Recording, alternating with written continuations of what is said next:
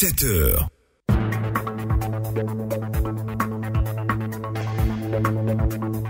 La vérité rougit les yeux mais ne les casse pas, c'est le sujet de la chronique du jour. Ce sera une chronique société avec Ahmed Touré qui sera au micro pour nous dans 10 minutes. Vous êtes sur Radio Côte d'Ivoire, la radio numéro 1 sur l'info et le sport. À partir de 7h15, la mi-temps, Serge Dakouri, Boukari Tapsoba pour nous conduire aux portes de 8h. Avant tout ceci, bien sûr, le journal présenté par vous, Jérôme Kouakou. Bonjour. Bonjour. Les titres de cette deuxième édition vers une gestion moderne des déchets solides des ménages à Abidjan. Un centre d'enfouissement technique verra le jour dans 4 mois. Le Premier ministre a donné le top départ des travaux hier lundi sur l'autoroute du Nord. L'EVA-culture est en pleine expansion dans la localité de Pricro, mais que de difficultés au démarrage du projet. État des lieux dans ce journal.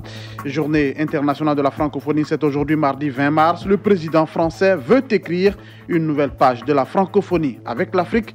Voici pour l'essentiel. Bonjour à tous et bienvenue. D'abord, cette information avant de commencer ce journal. Le groupe Fosun, un conglomérat privé de Chine spécialisé dans la santé, la finance, le divertissement, veut investir en Côte d'Ivoire. Le président directeur général Wang Koubin, membre fondateur de Fosun, a été reçu hier en audience par le Premier ministre Amadou Gon Coulibaly. Fosun veut notamment investir dans la distribution de médicaments et souhaite ouvrir une usine de fabrication de médicaments dans notre pays.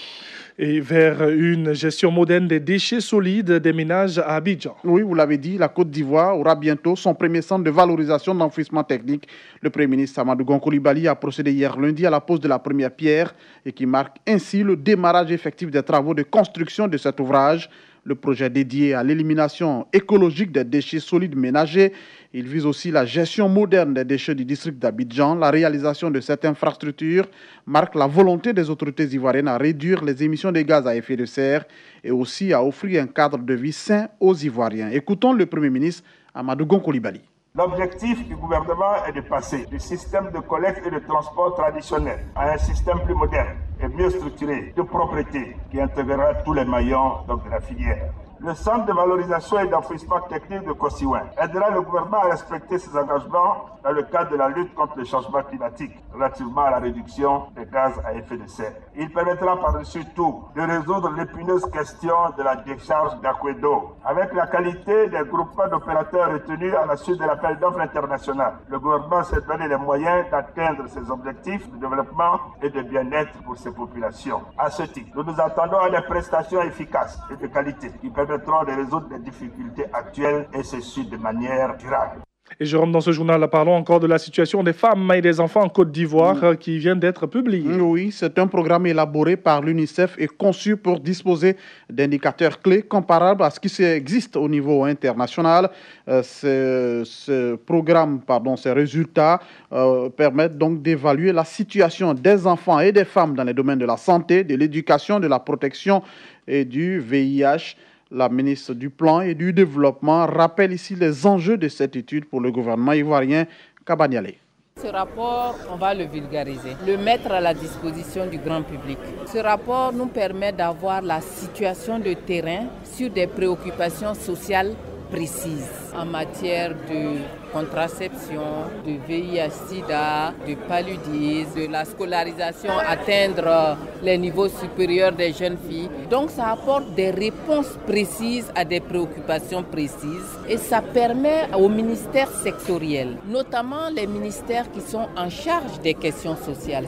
Donc nous allons faire en sorte que tous les ministères sectoriels s'approprient ces informations pour affiner les différentes politiques sectorielles qui sont déjà disponibles et qui servent de boussole au gouvernement, les mettre à jour à la lumière de ces nouvelles informations. On poursuit avec cette autre bonne nouvelle pour San Pedro. L'aéroport de la ville à nouveau opérationnel depuis hier. Le ministre des Transports, Amadou Koné, est allé visiter la nouvelle piste d'atterrissage et les nouvelles installations techniques. Une visite qui marque donc la fin officielle des travaux et le redémarrage du trafic aérien entre Abidjan et San Pedro. Et nous partons en politique. Le parti politique, le leader, a un nouveau leader. Oui, ce nouveau leader s'appelle Lassina Karamoko. Il a été porté à la tête du parti lors du premier congrès extraordinaire tenu à l'auditorium de la Kestabo Plateau. Il remplace à ce poste Mamadou Koulibaly qui a, selon le président du congrès, refusé de remplir pour un troisième mandat, comme le stipulent les tests. On écoute Samba Michel. Ce premier congrès extraordinaire de leader a été sanctionné par Renouveau à la tête du parti, avec M. Lassina Karamoko comme nouveau président de leader. M. Koulibaly Mamadou, c'est un professeur de qualité. Mamadou Koulibaly a toujours été un bon animateur politique, mais par la suite, je crois qu'il ne nous a pas donné vraiment satisfaction au leader. Au niveau du parti politique, il y a eu trop de dysfonctionnement. Tous les objectifs qui ont été fixés n'ont pas été respectés, puisque les statuts règlement intérieur nous demandaient seulement 2 mandats au président, c'est-à-dire un mandat renouvelable une seule fois. Mamadou Koulibaly est arrivé au bout, effectivement, de ce mandat. Et sans surprise, comme c'était un légaliste, il a décidé de ne pas être candidat. Il a demandé d'aller aux élections et d'avoir un nouveau président. Le dossier du jour.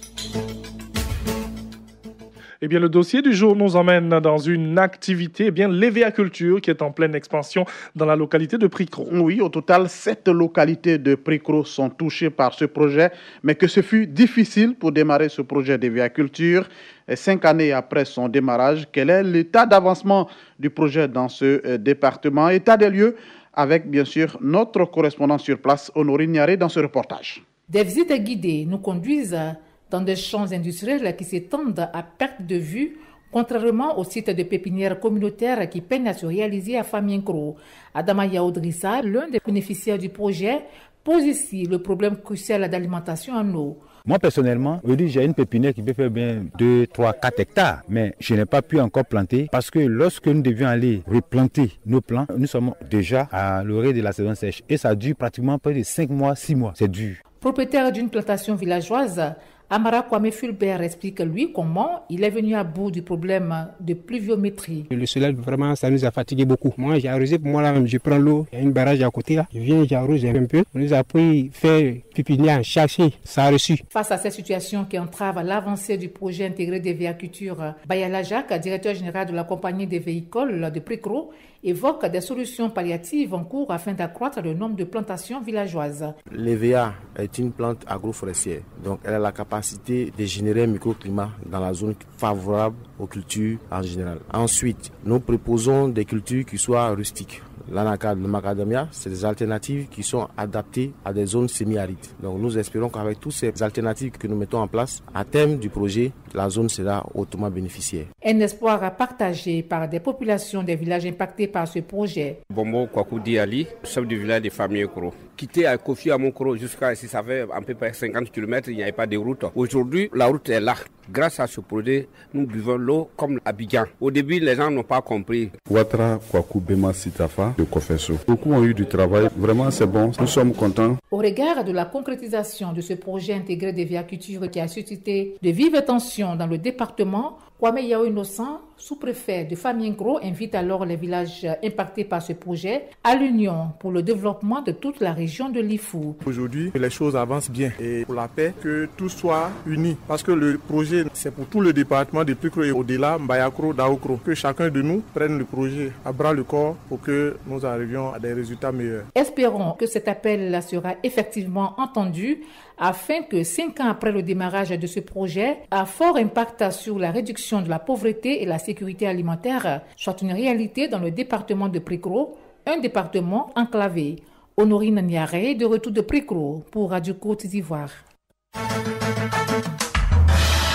Et partout dans le monde, la francophonie est célébrée aujourd'hui. Oui, c'est une journée qui concerne tous ceux qui ont en partage la langue française. Écrire une nouvelle page de la francophonie loin du passé colonial, telle est la volonté du président français. Emmanuel Macron présentera aujourd'hui mardi 20 mars un plan d'ensemble visant à promouvoir le français dans le monde, en particulier en Afrique, locomotive de l'actuelle explosion du nombre de francophones.